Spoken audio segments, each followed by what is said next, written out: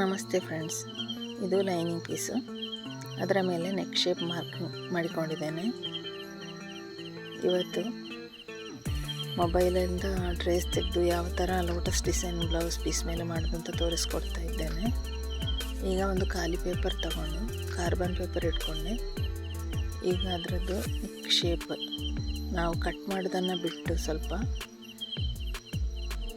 ಅದನ್ನು ಶೇಪ್ ಈ ಥರ ಡ್ರಾ ಮಾಡಿಕೊಳ್ಬೇಕು. ನೆಕ್ ಶೇಪ್ ಕಟ್ ಮಾಡಿ ತೆಗಿಲಿಕ್ಕಿಲ್ಲ, ಸ್ಟಿಚ್ ಮಾಡಿದ ಮೇಲೆ ತೆಗೆಯೋದು ಲೈನಿಂಗ್ ಪೀಸಲ್ಲಿ ಕೂಡ. ಈಗ ನೋಡಿ ಅದು ಮಾರ್ಕಿಂಗ್ ಮಾಡಿಕೊಂಡೆ. ಇನ್ನು 1/4 ಇಂಚು ಮತ್ತು 1 ಇಂಚು ಗ್ಯಾಪಲ್ಲಿ ಒಂದೊಂದು ಮಾರ್ಕಿಂಗ್ ಮಾಡ್ಕೊಳ್ತಾ ಇದ್ದೇನೆ. ಈ 1/4 ಇಂಚು ಮಾರ್ಕ್ ಯಾಕೆ ಅಂತ ಹೇಳಿದರೆ, ಒಂದು ಸ್ಯಾಟಿನ್ ಸ್ಟಿಚ್, ಅದರ ನಂತರ ಒಂದು ರೈಸ್ ಸ್ಟಿಚ್ ಹಾಕಿ ಪುನಃ ಒಂದು ಸ್ಯಾಟಿನ್ ಸ್ಟಿಚ್. ಅದು ನಾವು ನೆಕ್ಕನ್ನು ಜಾಯಿಂಟ್ ಮಾಡುವಾಗ ಈಸಿ ಆಗ್ತದೆ, ಅಲ್ಲಿ ಮಧ್ಯದಲ್ಲಿ ಇಲ್ಲಾಂದರೆ ಕಷ್ಟ ಆಗ್ತದೆ. ಸೊ ಒಂದು 1/4 ಇಂಚು ಗ್ಯಾಪಲ್ಲಿ ಒಂದು ಸಣ್ಣ ಡಿಸೈನ್ ಹಾಕಿಕೊಳ್ಳೋದು ಒಳ್ಳೆಯದು. ಈಗ 2 ಕಾಯಿನ್ ತಗೊಂಡು, ಒಂದು ಸಣ್ಣ ಕಾಯಿನ್ ಇನ್ನೊಂದು ಸ್ವಲ್ಪ ದೊಡ್ಡ ಕಾಯಿನ್ ತಗೊಂಡು ಈ ಥರ ಕರ್ವ್ ಶೇಪ್ ಮಾಡಿಕೊಂಡು ಬರಬೇಕು.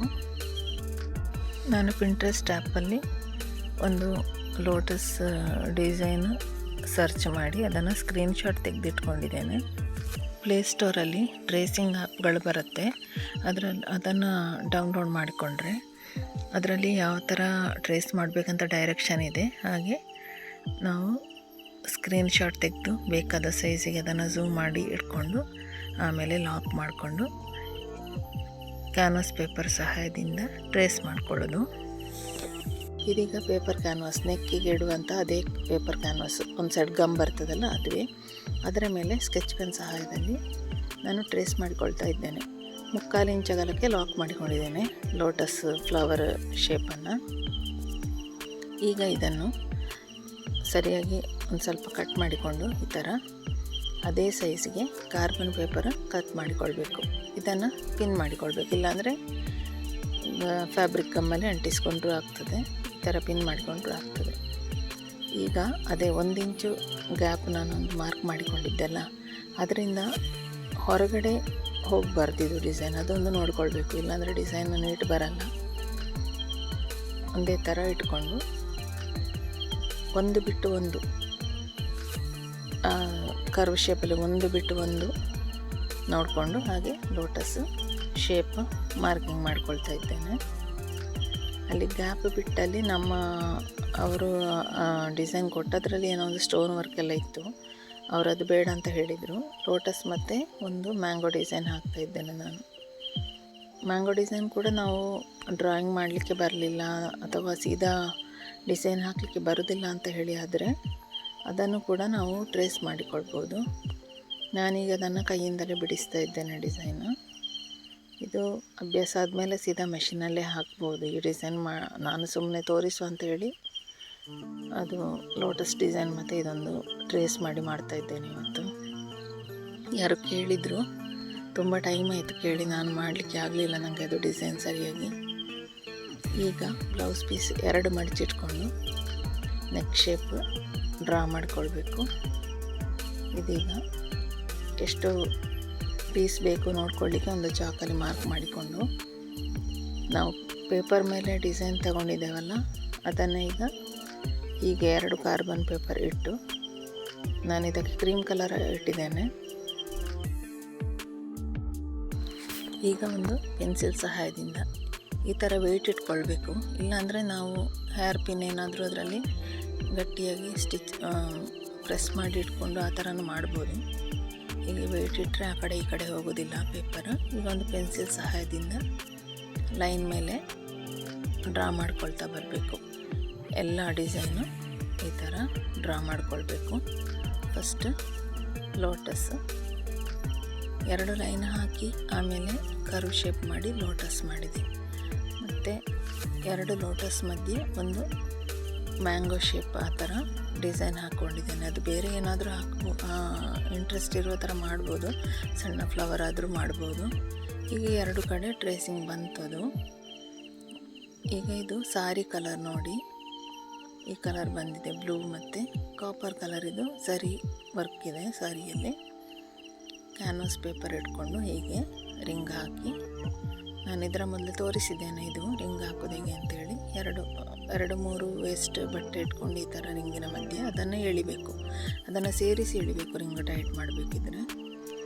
ಈಗ ಒಂದು ಸ್ಯಾಟಿನ್ ಸ್ಟಿಚ್ ಹಾಕ್ತಾ ಇದ್ದೇನೆ ಕಾಪರ್ ಸರಿ ಥ್ರೆಡ್ಡಲ್ಲಿ. ಕಾಪರಲ್ಲಿ ಗೋಲ್ಡನ್ನು ಎಲ್ಲ ಬರುತ್ತೆ ಅಲ್ಲ, ಅದರಲ್ಲಿ ಕೂಡ ಸ್ವಲ್ಪ ಡಿಫ್ರೆನ್ಸ್ ಇರ್ತದೆ ಕಲರ್ಗಳು, ಬೇರೆ ಬೇರೆ ನಂಬರ್. ಅದು ಸಾರಿಯಲ್ಲಿರುವ ಅದೇ ಕಾಪರ್ ಮ್ಯಾಚ್ ಆಗೋ ಥರದ್ದು ನಾವು ನೋಡಿ ಹಾಕ್ಕೊಳ್ಬೇಕಾಗ್ತದೆ. ಈಗ ಒಂದು ಸ್ಕ್ಯಾಲಪ್ ಡಿಸೈನ್ ಮಾಡಿದ್ದೇವಲ್ಲ ಅದರ ಮೇಲೆ ವರ್ಕ್ ಹಾಕಿಕೊಂಡು ಬರ್ತಾ ಇದ್ದೇನೆ. ನಮಗೆ ಈ ಥರ ಡಿಸೈನ್ ಹಾಕಲಿಕ್ಕೆ ಯಾವ ಡಿಸೈನ್ ಬೇಕಿದ್ರೂ ನಾವು ಟ್ರೇಸಿಂಗ್ ಪೇಪರ್ ಆ್ಯಪ್ ಮೂಲಕ ಮಾಡ್ಬೋದು. ಪ್ಲೇಸ್ಟೋರಲ್ಲಿ ಅದು ಆ್ಯಪ್ ಡೌನ್ಲೋಡ್ ಮಾಡಿಕೊಂಡು ಆಮೇಲೆ ಅದು ನಮಗೆ ಎಷ್ಟು ದೊಡ್ಡ ಬೇಕೋ ಅಷ್ಟು ದೊಡ್ಡಕ್ಕೆ ಅದನ್ನು ಝೂಮ್ ಮಾಡಿ ಅಥವಾ ಚಿಕ್ಕದು ಮಾಡಿಕೊಂಡು ಆಮೇಲೆ ಅದನ್ನು ಟ್ರೇಸ್ ಮಾಡಿಕೊಳ್ಬೇಕು. ಲಾಕ್ ಮಾಡಲಿಕ್ಕೆ ಅದರಲ್ಲಿ ಲಾಕ್ ಮಾಡುವ ಸಿಸ್ಟಮ್ ಇದೆ. ನಾವು ಅದರಲ್ಲಿ ಡೈರೆಕ್ಷನ್ಸ್ ಇದೆ ಯಾವ ಥರ ಮಾಡೋದು ಅಂತ, ಅದು ನೋಡಿಕೊಂಡು ಮಾಡಿದರೆ ಆಯಿತು. ಬೇಕಾದ ಡಿಸೈನು ಟ್ರೇಸ್ ಮಾಡಿಕೊಂಡು ಈಗ ನಾನು ತೋರಿಸಿದ ಥರ ಪೇಪರ್ ಮೇಲೆ ಡಿಸೈನ್ ಟ್ರೇಸ್ ಮಾಡಿ ಅಥವಾ ಬಟ್ಟೆ ಮೇಲೆ ಡೈರೆಕ್ಟ್ ಮಾಡಲಿಕ್ಕೂ ಆಗ್ತದೆ. ಅಭ್ಯಾಸ ಆಗುವ ಅಲ್ಲಿವರೆಗೆ ಅದು ಕಷ್ಟ ಆಗೋದಾದರೆ ಪೇಪರ್ ಮೇಲೆ ಮಾಡಿಕೊಂಡು ಈಗ ಪೆನ್ಸಿಲಲ್ಲಿ ನಾನು ಯಾವ ಥರ ತೋರಿಸಿದೆ ಹಾಗೆ ಮಾಡ್ಬೋದು. ಇಲ್ಲಿ ನಾನೀಗ ಜರಿ ಥ್ರೆಡ್ಡಲ್ಲಿ ವರ್ಕ್ ಶುರು ಮಾಡಿದ್ದೆ, ಕಾಪರ್ ಜರಿ ಥ್ರೆಡ್ಡಲ್ಲಿ. ಫಸ್ಟ್ ಒಂದು ಲೈನ್ ಹಾಕಿಕೊಂಡು ಆಮೇಲೆ ಕರ್ವ್ ಶೇಪಲ್ಲಿ ವರ್ಕ್ ಅದು ಅದರ ಮೇಲೆ ಡಿಸೈನ್ ಹಾಕಬೇಕು. ಎಲ್ಲೆಲ್ಲ ಗ್ಯಾಪ್ ಬರುತ್ತೆ ಅಲ್ಲೆಲ್ಲ ಒಂದೊಂದು ಜರಿ ಬುಟ್ಟ ಹಾಕಿಕೊಂಡಿದ್ದೇನೆ. ಈಗ ಸ್ಕ್ಯಾಲಪ್ ಡಿಸೈನ್ ಮತ್ತು ಒಂದು ಲೈನ್ ಹಾಕಿದ್ದೇವಲ್ಲ ಅದೆರಡರ ಮಧ್ಯೆ ಒಂದೊಂದು ಗ್ಯಾಪ್ ಬರುತ್ತೆ. ಆ ಗ್ಯಾಪಲ್ಲಿ ಇದೇ ಜರಿ ಥ್ರೆಡ್ಡಲ್ಲಿ ಒಂದೊಂದು ಬುಟ್ಟ ಹಾಕ್ಕೊಂಡಿದ್ದೇನೆ. ಈಗ ಸಾರಿಯ ಕಲರಲ್ಲಿ ಅಂದರೆ ಆ ಬ್ಲೂ ಇತ್ತಲ್ಲ ಅದರಲ್ಲಿ ಅದು ಸಿಲ್ಕ್ ಥ್ರೆಡ್ ರೈಸ್ ಸ್ಟಿಚ್ ಹಾಕಿದೆ. ಈಗ ಲೋಟಸ್ ಫ್ಲವರ್ ಇದು 5 ದಳಗಳ ಥರ ಮಾಡ್ತಾ ಇದ್ದೇನೆ.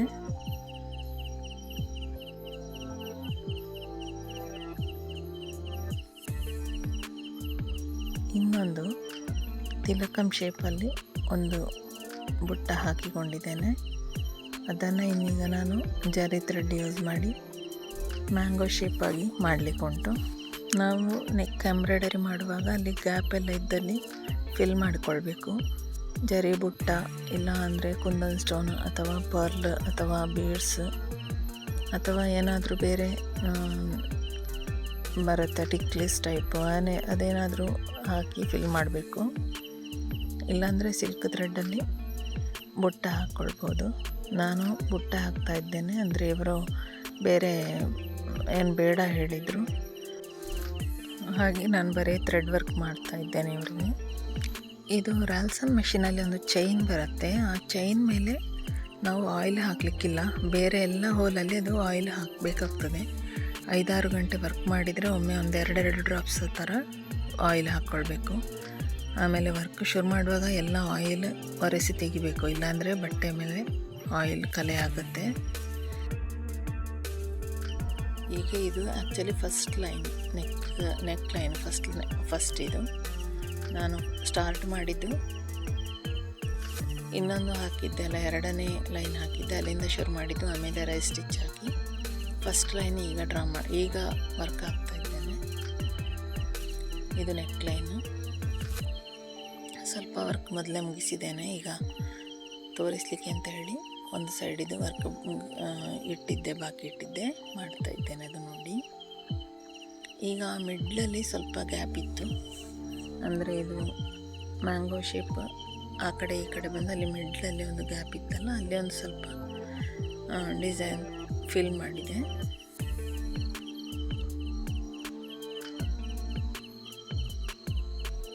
ಈಗ ನೋಡಿ ಮ್ಯಾಂಗೋ ಶೇಪ್ ಮಾಡೋದು ಹೇಗೆ ಅಂತ. ಅದು ಆಗ ನಾನು ತಿಲಕ ಶೇಪಲ್ಲಿ ಬುಟ್ಟ ಹಾಕಿದ್ದೆಲ್ಲ ಅದರ ಹೊರಬದಿಗೆ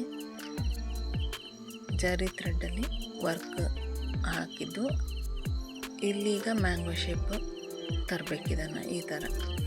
ಅದರ ಮಧ್ಯೆ ಜರಿ ಥ್ರೆಡ್ಡಲ್ಲಿ ಒಂದು ಲೈನ್ ಸಿಂಪಲ್ಲಾಗಿ ಹಾಕಿದ್ದೇನೆ ಮ್ಯಾಂಗೋ ಶೇಪ್ ಮಧ್ಯದಲ್ಲಿ.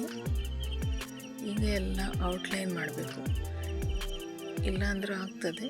ಔಟ್ಲೈನ್ ಮಾಡಿದರೆ ಸ್ವಲ್ಪ ಲುಕ್ ಜಾಸ್ತಿ ಬರ್ತದೆ ಇದರಲ್ಲಿ. ಸೊ ಔಟ್ಲೈನ್ ಮಾಡ್ತಾ ಇದ್ದೇನೆ. ಜರಿ ಥ್ರೆಡ್ಡಲ್ಲಿ. ಇದು ಆ್ಯಕ್ಚುಲಿ ಇಷ್ಟು ಬೇಗ ಕೆಲಸ ಮುಗಿಯೋದಿಲ್ಲ.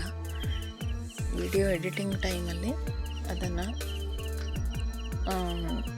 ಸ್ಪೀಡ್ ಮಾಡಲಿಕ್ಕೆ ಆಗ್ತದೆ, ಎಡಿಟ್ ಮಾಡಬೇಕಿದ್ರೆ ಆ್ಯಪಲ್ಲಿ. ಸೊ ಹಾಗೆ ಮಾಡಿದ್ದು. ಇಷ್ಟು ಸ್ಪೀಡ್ ಇರೋದಿಲ್ಲ ವರ್ಕ್ ನಿಜವಾಗಿ.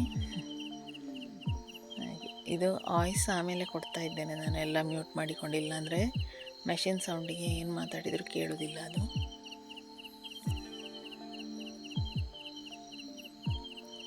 ಇದರ ಬಗ್ಗೆ, ಎಂಬ್ರಾಯ್ಡರಿ ಬಗ್ಗೆ ಏನಾದರೂ ಡೌಟ್ಸ್ ಇದ್ದರೆ ಕೇಳ್ಬೋದು ನೀವು ಕಮೆಂಟ್ ಸೆಕ್ಷನಲ್ಲಿ.